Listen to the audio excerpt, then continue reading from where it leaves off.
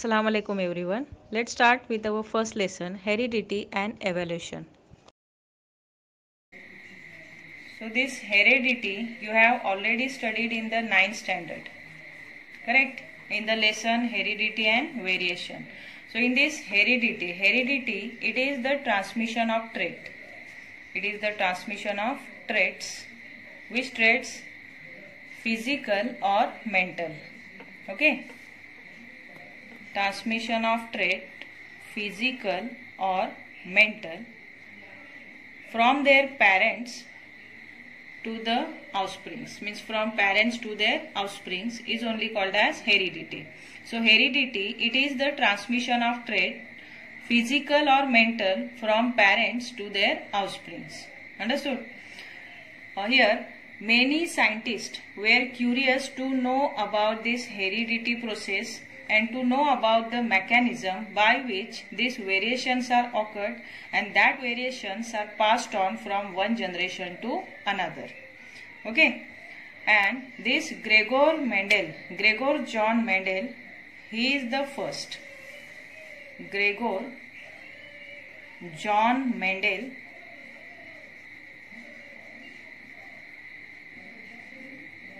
Mendel's experiment you have already studied in 9th standard, monohybrid cross and dihybrid cross. So this Gregor John Mendel, he is pioneer of modern genetic. Who is he? He is a pioneer of modern genetic. Okay, modern genetics. So why he is called as pioneer of modern genetics? Because here this Gregor John Mendel first time predict that inside of the cell of every individual, means inside the cell of every individual, there is a something, or there is one factor which is only responsible for the transmission of traits from one generation to another, and he named that factor as a gene. What he named that factor? He named that factor as a gene, and he predict as well as he named that factor as a gene even before the discovery of the microscope.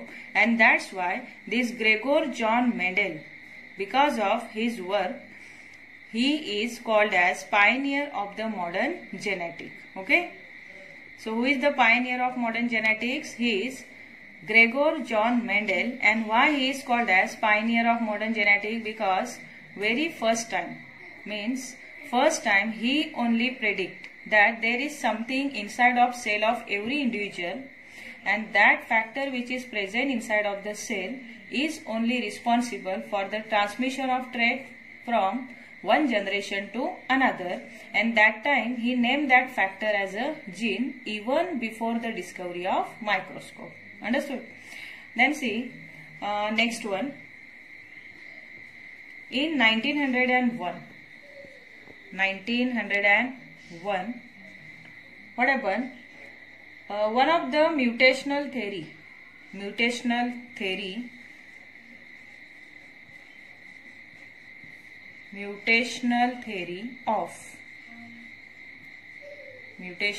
of Hugo de Vries. See the spelling, Hugo de Vries, V-R-I-E-S. Okay. So see, in the year 1901, mutational theory of Hugo de Vries, means mutational theory, it was proposed by Hugo de Vries, and because of that theory, we came to know about the reason of the sudden change which are occurred. Okay, so why this sudden change are occurred? We understood the reason behind that sudden change because of only this theory, and that is called as mutational theory, which was given or which was proposed by Hugo de Vries. Okay, so this Gregor John Mendel, he took long time to draw the conclusion by taking many experiments. We know that he took many experiments on the pea plant. So this Gregor John Mendel, he took long time to draw his conclusion in his research, but finally he came to know that the factor only responsible for transmission of the trait. So after that, in 1901, a mutational theory was proposed by Hugo de Vries, and because of that theory, we came to know, or we start to know about the results which are behind the sudden change. Okay. Then in 1902, what happened? See, Walter Sutton,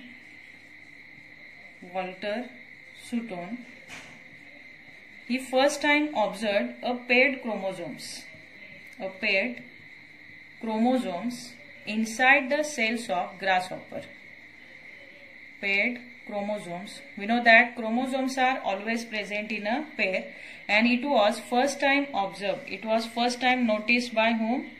He is a Walter Sutton. So in the year 1902, Walter Sutton first time noticed that inside of the cells of the grasshopper, means inside the cells only, first time he noticed inside the cells of the grasshopper that the chromosomes are present in a pair. Okay. So in 1902, Walter Sutton first time observed a pair chromosome inside the cells of the grasshopper,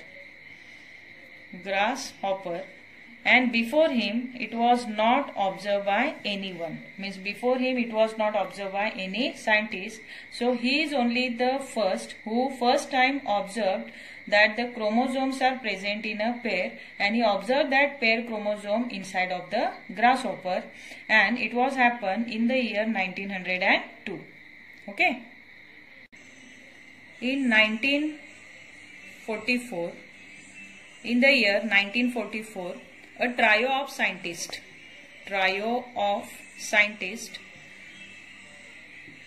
This trio of scientists means it is the team, we can say. It is a team or group of 3 scientists, and that's why it is called as a trio of scientists. So in this team of the scientists, 3 scientists were there. That 3 scientists are Oswald Avery, Maclean McCarthy,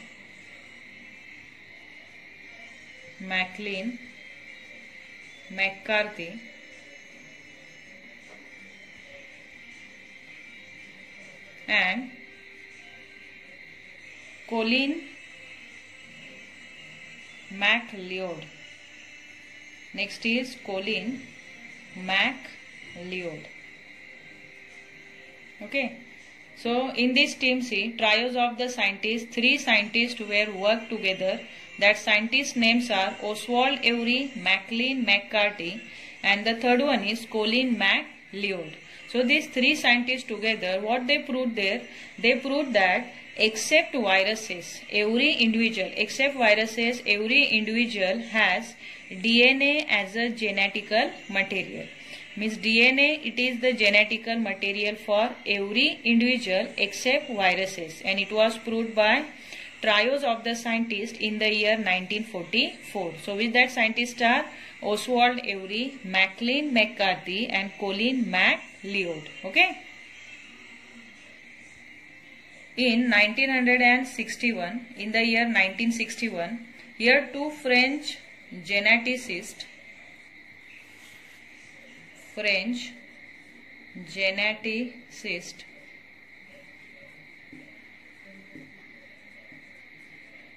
they propose one model of protein synthesis, and the names of that geneticists are Francois Jacob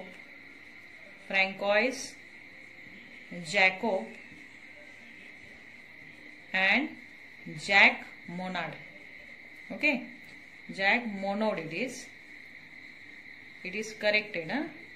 So 2 French geneticists. With that 2 French geneticists are Francois Jacob and the Jacques Monod. These 2 French geneticists proposed a model of protein synthesis. So that model which was proposed by them they are useful to us to uncover the genetical code which are hidden inside of the DNA. So what is the use of that model? That model of protein synthesis. Model of protein synthesis. It was proposed by two geneticists, Francois Jacob and the Jack Monod, and it is now become useful to us to uncover or to predict, we can say, or to detect the genetical code which is hidden inside of the DNA. So we know that inside of the DNA there is one particular genetical code which is responsible for that particular characteristics and which is passed on from one generation to another, and because of this model only now it became possible to uncover or to detect, we can say, to detect that genetical code which is hidden inside of the DNA. So in this way here different scientists work together on the heredity concept, and we know that the science of heredity, it is useful. We have already seen in the 9th standard that there are some hereditary disorders, and that prediction of, or we can say the detection, at the same time diagnosis and the treatment of that hereditary disorders are now become possible only because of this science of the heredity. Okay. At the same time, this science of the heredity, it is also useful for the production of hybrid varieties of the plants and the animals, and this heredity, that is science of heredity, it is also useful in industrial processes. In that we know that in industries many microbes are used. So where the microbes are used in the industries, in that industries also this science of heredity is